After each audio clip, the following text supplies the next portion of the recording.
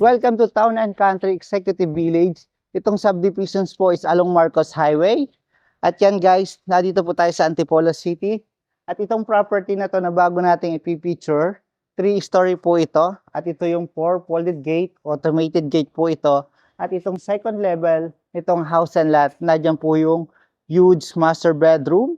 At sa third level, nadun po yung 3-bedroom with 2 toilet and bathroom. Tara, samahan nyo ako at libutin natin yung buong house and lot.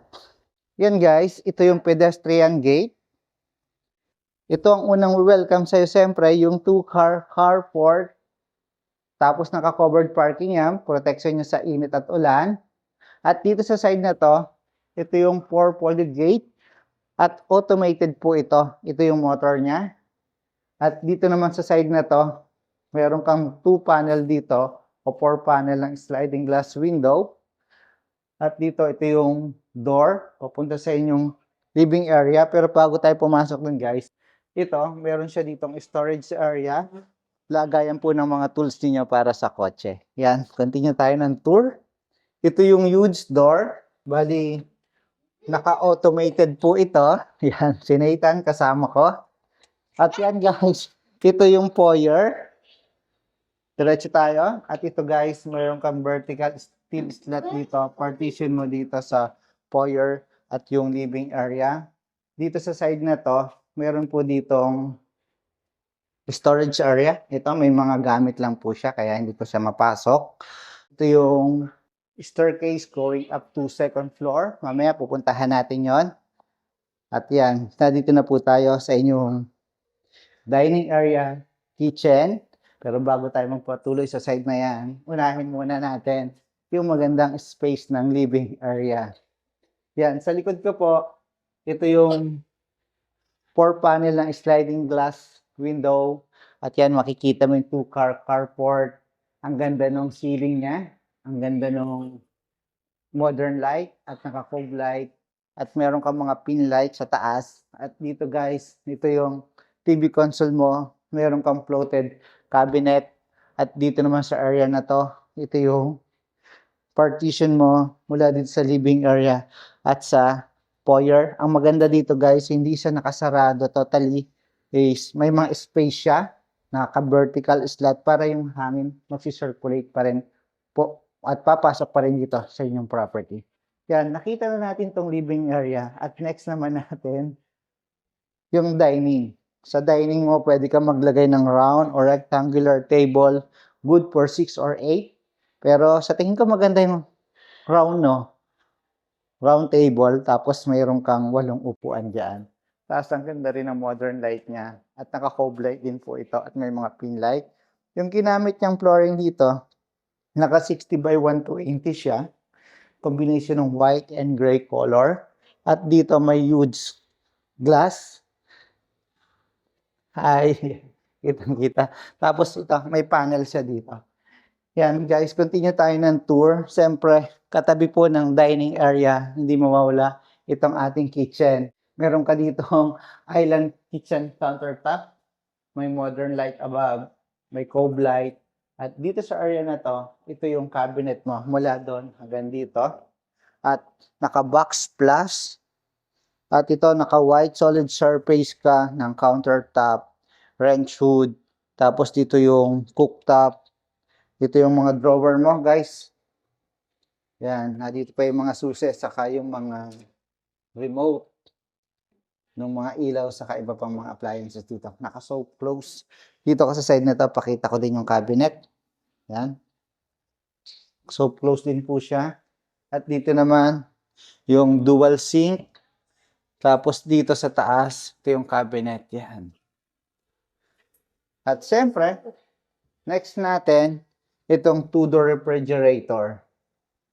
Yan. Tapos may cabinet ka dito. Bakit kaya ang lakas ng hangin, no? Oh, alam mo, pumapasok talaga dito.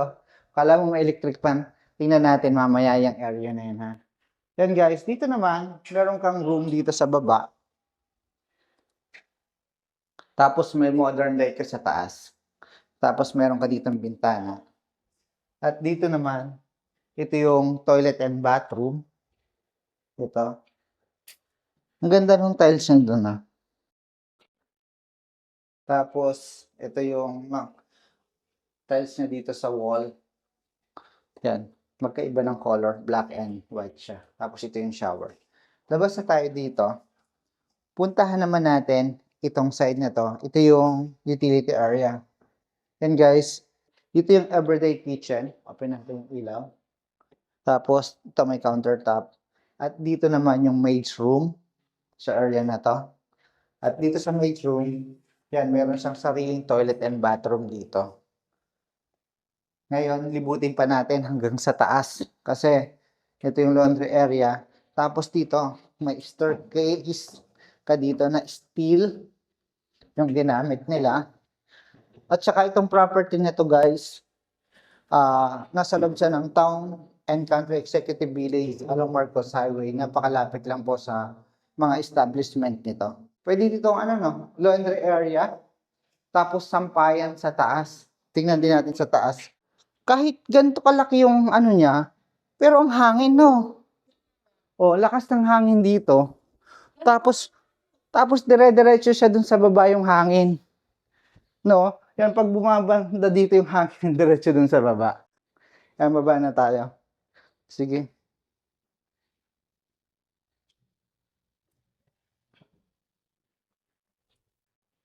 Nakita na natin itong side nito dito sa taas. Mapapansin nyo, meron siyang parang isang room na pwedeng stock room. Tapos sa taas naman yung sampayan. Tapos, yan, pagbalik mo dito, ito na yung kitchen, dining, at living area. Yan guys, nakita na natin yung exterior at interior dito sa ground floor at dun sa side na yon. Pero bago tayo umakyat doon, specs of this home, ang lot area po is 117 square meter. Ang floor area po nito more or less nasa 300 square meter po ito. Meron po siyang 4 bedrooms. Bali 5 bedrooms kasama ito. 1 maid's room with own toilet and bathroom yung maid's room. Tapos meron siyang 3 toilet and bath. Ay bali 4. 4 toilet and bath. Yan. Guys, continue tayo ng tour. Aakyat tayo dito. Yan, may mga panel ka pa dito.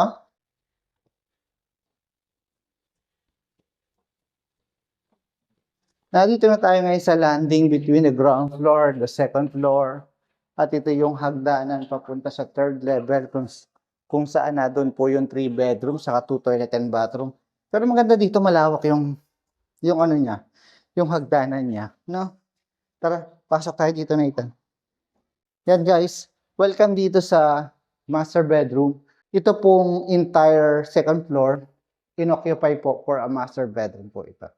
Yan, tingnan po muna natin tong side na to. Meron kang 4 panel dito ng sliding glass door papunta sa balcony. Meron ka ditong yan, accent wall na at naka-floated cabinet. At dito, meron ka ditong kitchen. Yan. At upper cabinet at meron ka ditong sink. Yan, pag hindi ko muna gusto pumunta dun sa kitchen at may mga pagkain kang dala dito, pwede mo na dito linisan. Pwede ka dito maglagay ng couch. Tapos dito yung sa TV mo at ang ganda ng modern light. Yung area na to, dito yung king size of bed. At dito, pwede ka rin maglagay dito ng TV. Sa area na to, may accent wall ka na dito guys. At dito yung socket mo. Dito, ito naman yung toilet and bathroom, pero bago tayo pumunta doon, may storage area dito. Huwag ko nang pasukin. Yan, tingnan mo na lang. Under the staircase po yon. At dito, meron tayong double sink. Tapos, ito yung toilet. Yan, tapos ito yung shower. Provision mo for shower heater. Oo. Di ba ang luwag? Yan, labas na tayo dito. Kung napansin nyo po, parang nasaan ba yung natin? Nasaan ba yung walk-in closet? Ito. Dito po siya, may hidden door dito. Wow! Sinaita na dito. Secret room, yun. Ito po yung walk-in closet. Tingnan, maganda ng walk-in closet mo. Kasi ang lawak naman ito, gagawa ka na lang dito ng makeup area mo. Imagine mo, meron kang ganito ka lapad at kalawak na space for your walk-in closet. Ang dami mong pwede mailagay na mga damit sa bags mo dito and shoes. At ang lawak-lawak pa nito. Yan, labas na po tayo dito. Nakita na natin yung buong second floor na nasasakupan ng master bedroom.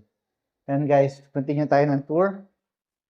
Ito yung hagdanan papunta sa third level. Saka maganda yung hagdanan niya. Hindi mahirap hakbangan niya.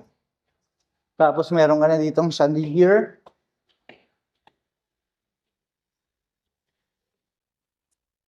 Tingnan muna natin yung dito. Ganda ng chandelier niya. Yan, ito yung isa sa mga bedroom dito. Yan. Dito ka sa side to para makita nila na may cabinet dito. Yan. Tapos may drawer. Tapos next natin dito. Dito yung pangalawang bedroom dito sa master bedroom. Ang kaibahan naman nito, pahaba. Dito ka para makita nila na hanggang dito ito. Mahaba siya. Dito may cabinet. Okay. Labas tayo dyan.